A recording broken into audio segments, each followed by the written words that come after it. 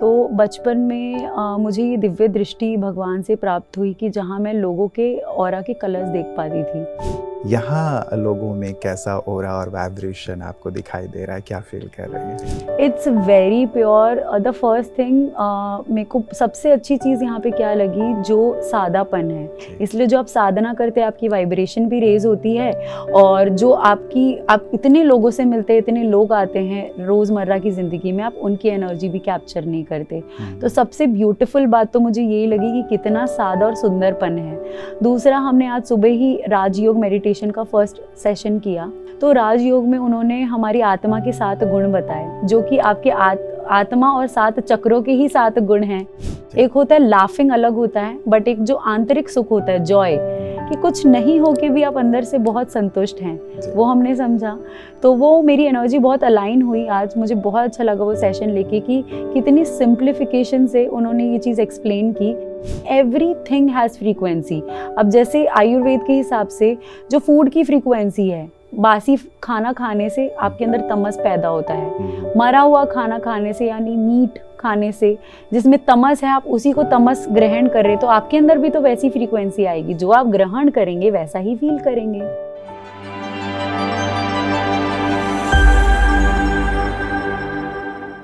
नमस्कार, आप देख रहे हैं माइंडफुल मोमेंट्स, जहां हम जीवन के गहरे विचारों, प्रेरणाओं और अंतरात्मा की यात्राओं को उन लोगों की सजीव कहानियों के माध्यम से समझते हैं जिन्होंने इन्हें जिया है। आज हमारे साथ जुड़ी हैं प्रियंका अग्रवाल जी, जिन्हें आप सोशल मीडिया पर @fitcatpiku के नाम से जानते होंगे। वे एक अनुभवी चक्र हीलर, साउंड थेरेपिस्ट और एनर्जी गाइड हैं। प्रियंका जी का उद्देश्य है लोगों को उनकी आंतरिक शक्तियों से जोड़ना और उन्हें जीवन के सत्य के साथ जीने की प्रेरणा देना। प्रियंका जी आज हमारे साथ स्टूडियो पे हैं, तो आइए उनका स्वागत करते हैं और बातचीत का सिलसिला शुरू करते हैं। प्रियंका जी, बहुत बहुत स्वागत, अभिनंदन आपका। Thank you so much for inviting me. पहले तो आपके बारे में कुछ जानकारी चाहेंगे अपने दर्शकों के लिए प्रियंका जी। और वैसे आपने MBA किया है, MBA के बाद फिर एक चक्रा हीलिंग की ओर बढ़ना कैसे हुआ, इसके बारे में भी विशेष आपसे जानना चाहेंगे। तो अगर मैं अपनी जर्नी शुरू से बताऊं तो बचपन से ही मेरी शुरुआत ऐसी हुई है कि मैं बचपन में बहुत, जब छोटी थी एकदम पैदा हुई थी, तो बहुत रोती थी, तो मैं सो नहीं पाती थी। तो मेरी मम्मी मुझे लोरी के रूप में हनुमान चालीसा सुनाती थी। और तभी मैं सोती थी। मतलब मम्मी मुझे कहती है कि मैं तुझे कुछ भी सुना दूँ, कुछ गाने सुना दूँ, कुछ भी लोरी सुना दूँ, बट तू सोती नहीं थी अनटिल अनलेस मतलब वो हनुमान चालीसा मुझे नहीं सुनाती थी। हनुमान जी की भक्त रही होंगी आप पिछले जी जन्म में। जी, शायद।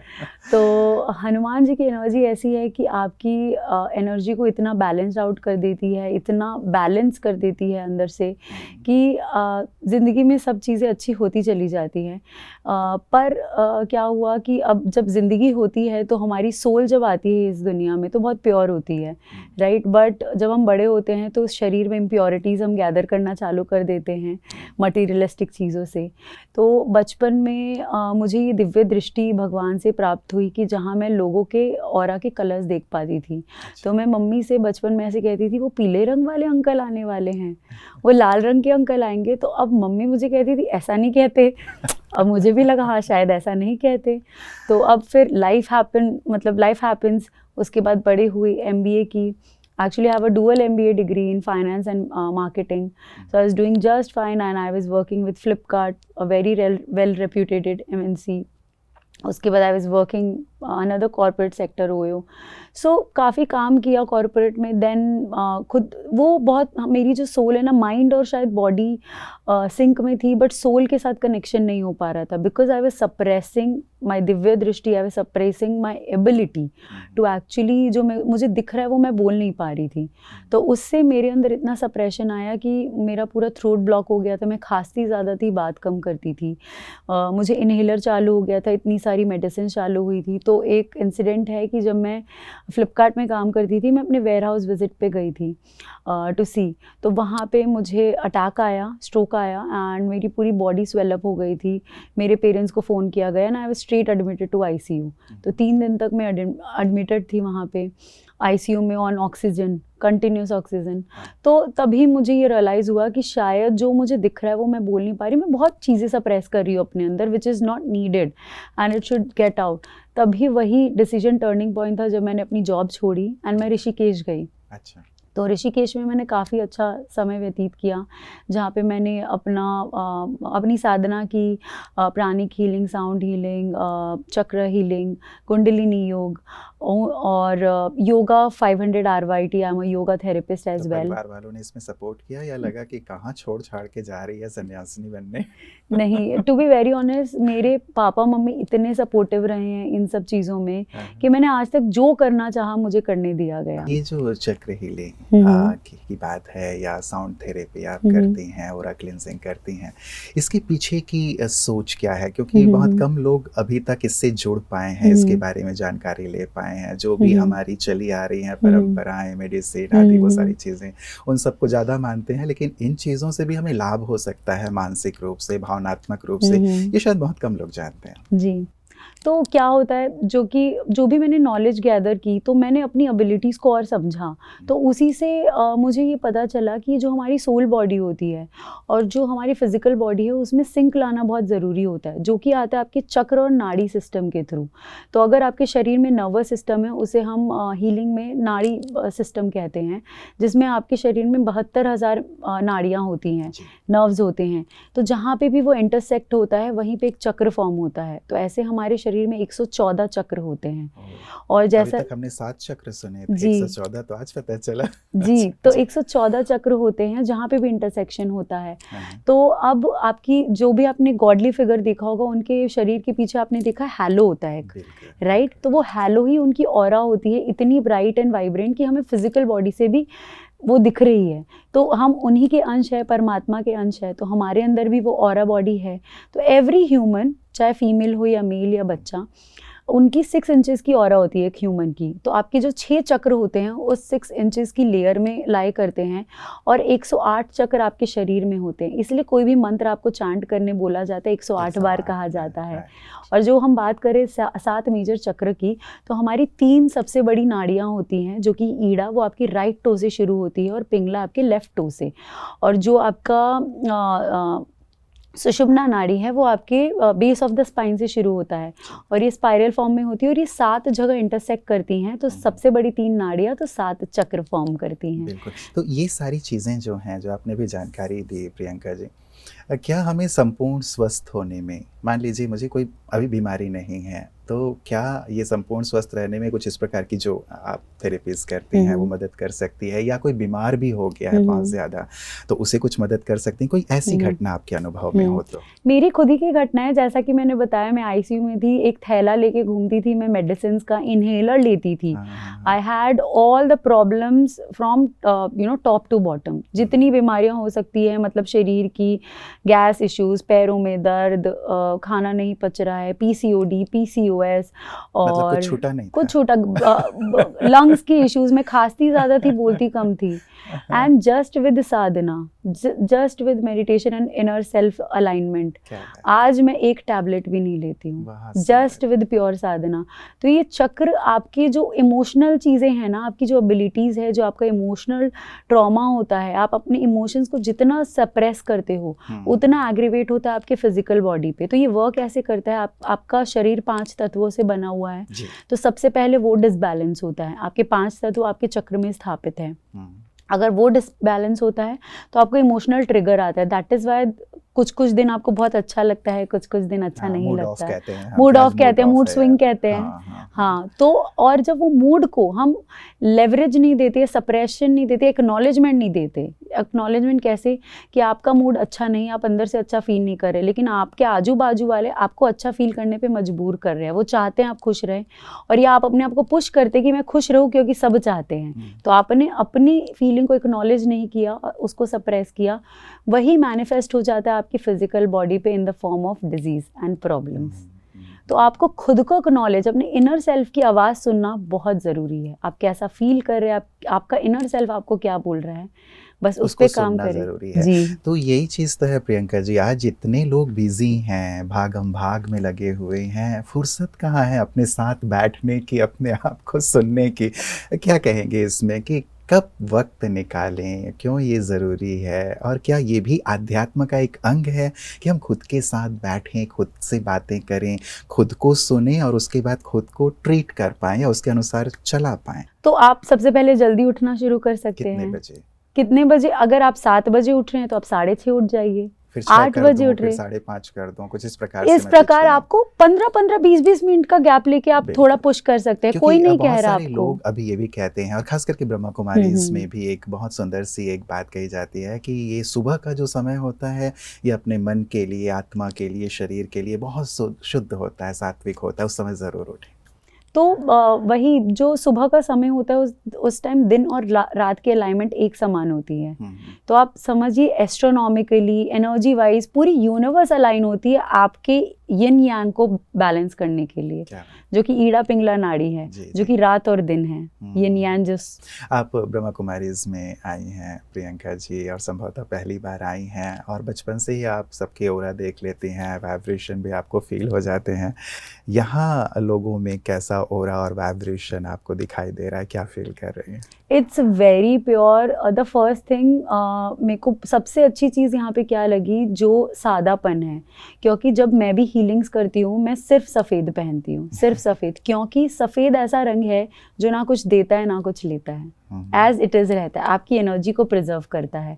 इसलिए जो आप साधना करते हैं, आपकी वाइब्रेशन भी रेज होती है, और जो आप इतने लोगों से मिलते हैं, इतने लोग आते हैं रोज़मर्रा की ज़िंदगी में, आप उनकी एनर्जी भी कैप्चर नहीं करते। तो सबसे ब्यूटीफुल बात तो मुझे यही लगी कि कितना सादा और सुंदरपन है।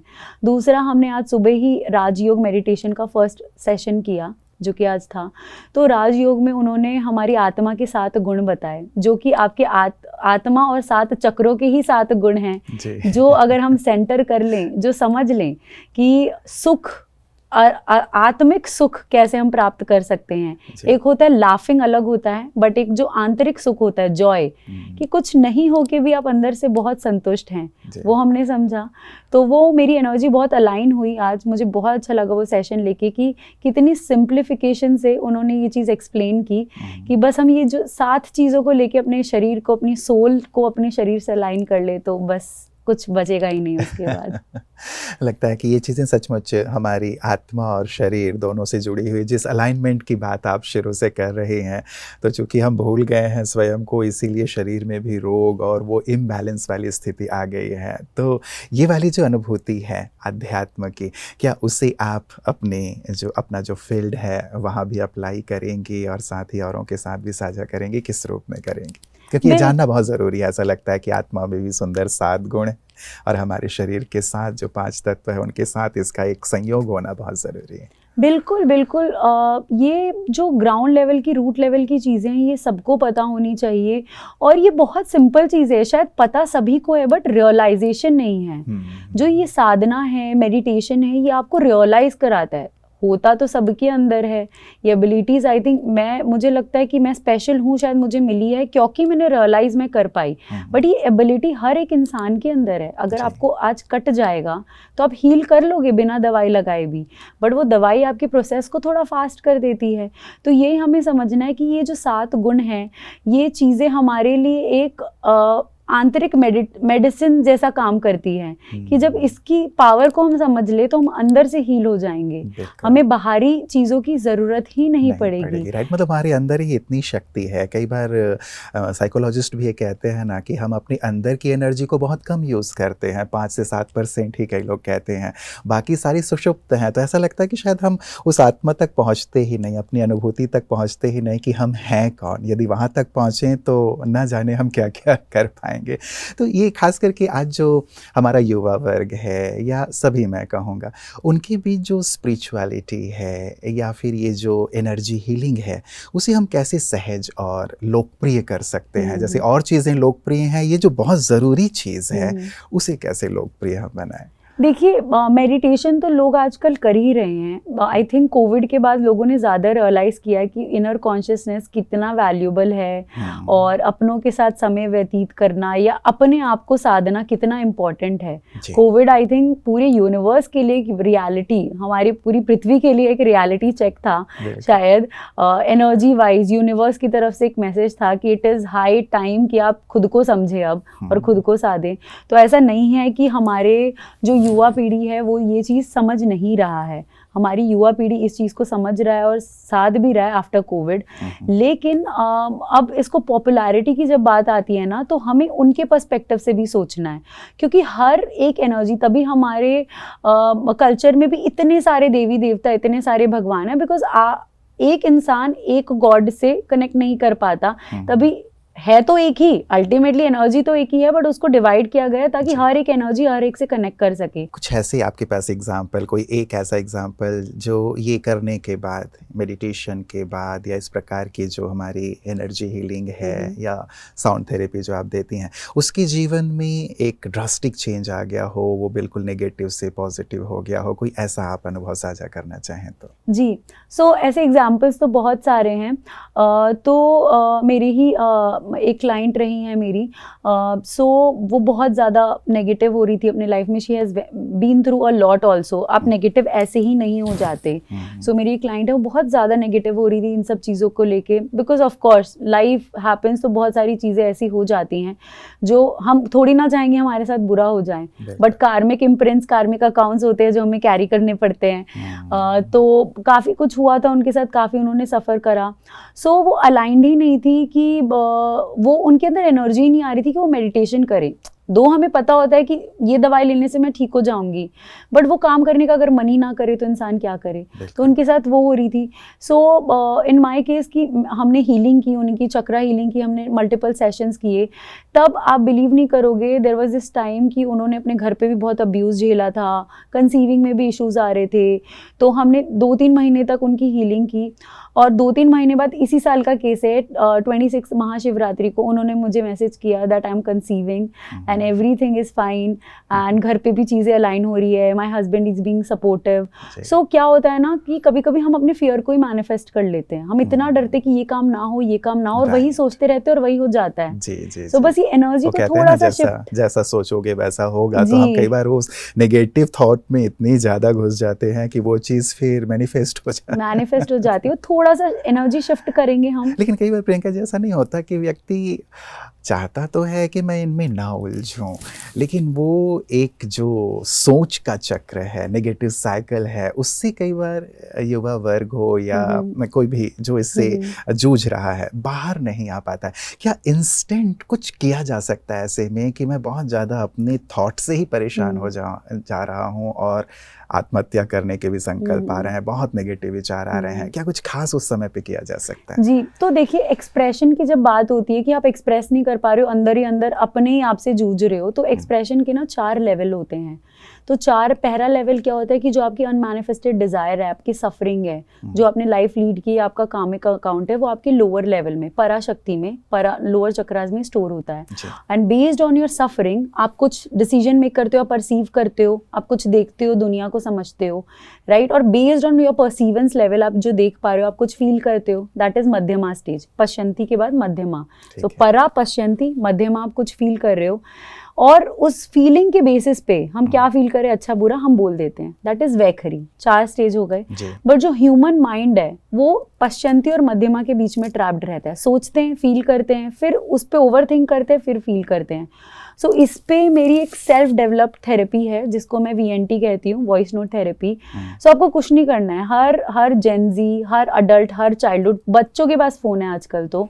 सो फ़ोन को हम अपने ब्लिस के जैसे कैसे यूज़ कर सकते हैं, टेक्नोलॉजी है उसको अच्छे से कैसे यूज़ कर सकते हैं। तो उसका वॉइस नोट खोलिए और विदाउट फिल्टर अपनी चीज़ों को वेंट आउट करिए। बिकॉज आपको जिसने गुस्सा दिलाया, मैं आपको गाली दूंगी तो मेरे कार्मिक अकाउंट में भी ऐड होगा। सो मुझे गाली नहीं देनी है, बट लेकिन मुझे वो चीज़ परेशान करी है जिससे मैं हर्ट हुई हूँ।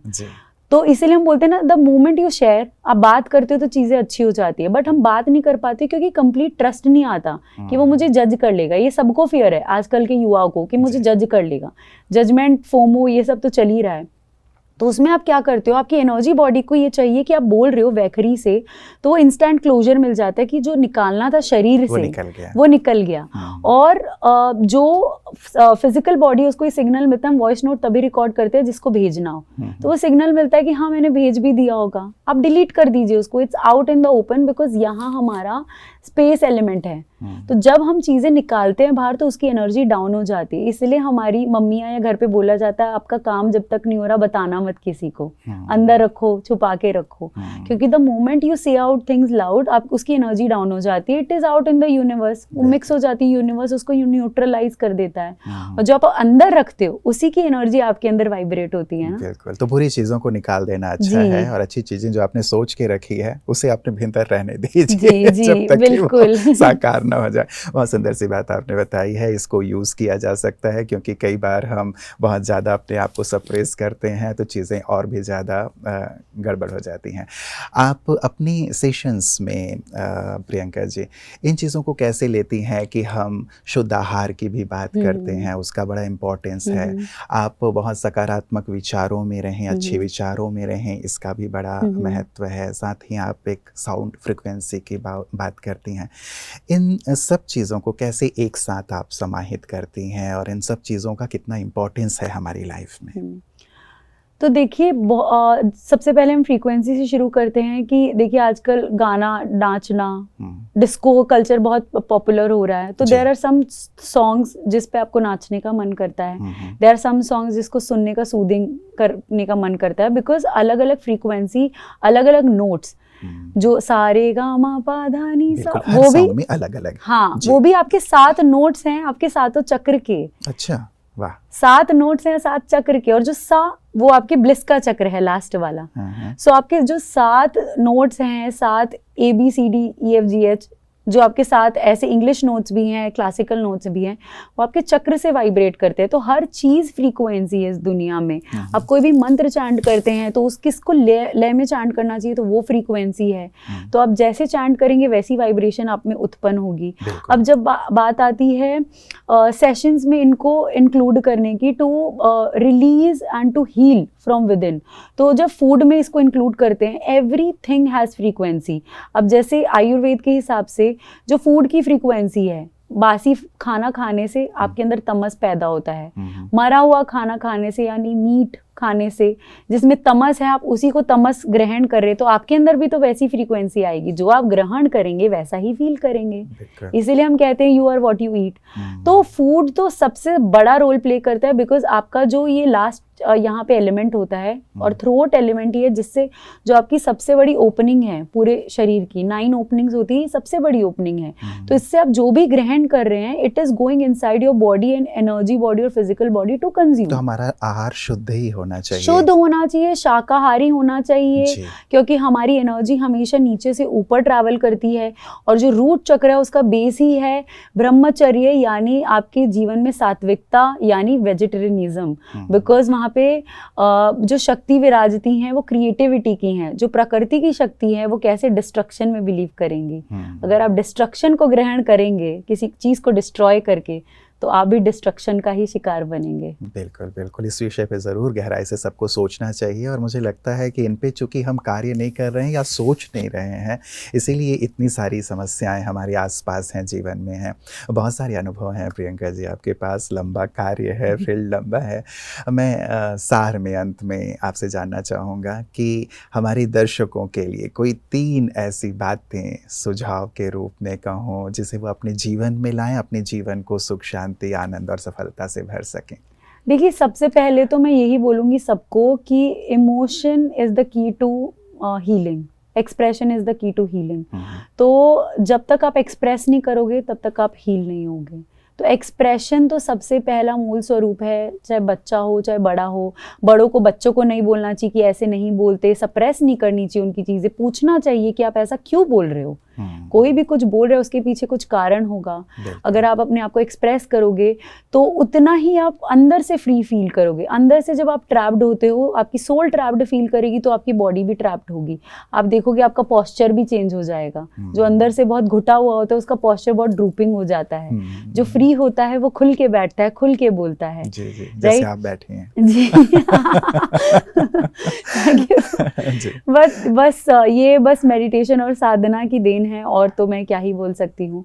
दूसरा मैं बोलूँगी कि जब भी आप हीलिंग की जर्नी को आप घुस रहे हैं तो हीलिंग को एज अ डेस्टिनेशन ना लें, इसको एज अ जर्नी लें।